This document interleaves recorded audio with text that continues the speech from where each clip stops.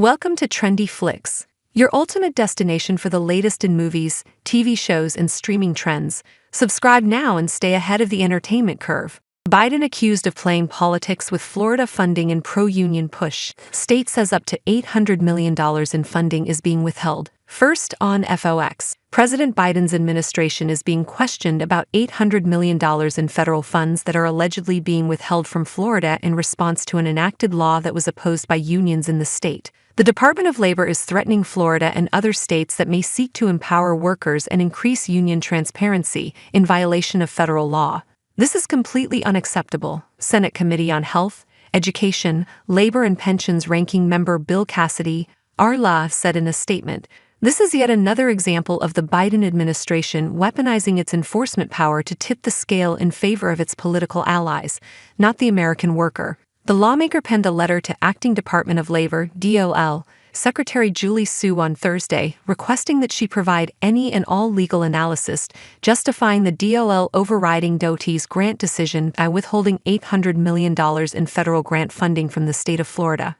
According to a suit filed by Florida against the Biden administration last year, Florida entities were contacted by the DOL days before a state law preventing unions from taking dues directly out of paychecks went into effect. The department said the law jeopardizes their continued eligibility to receive Federal Transit Administration funding, per the complaint. In the October 2023 complaint, Florida Attorney General Ashley Moody noted that the Florida Public Transportation Association expects Florida entities to receive nearly $800 million in funding through the Federal Transit Act over the course of several years. However, the Department of Labor has given Florida an ultimatum: abandon the reforms enacted through SB 256 or lose hundreds of millions in federal funding, she alleged. The law signed in 2023 specifically addresses public employee unions and the rights of workers to join and leave them. It also prohibits unions from taking dues out of members' salaries. Among public worker unions, the reform was widely opposed.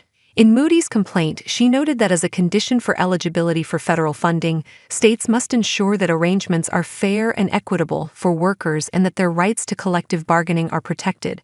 To be clear, Florida has no intention of abolishing the collective bargaining rights of transportation workers, the Florida Attorney General said. But she added that the Biden administration reads the phrase continuation of collective bargaining rights in SS 5333 to mean that Florida cannot enact reasonable regulations governing the collective bargaining process. The Florida statute merely ensures that the state's public employees can freely choose whether to join or remain in a union. In fact, the right to join a labor union and bargain collectively is enshrined in the Florida Constitution, Cassidy echoed in his letter.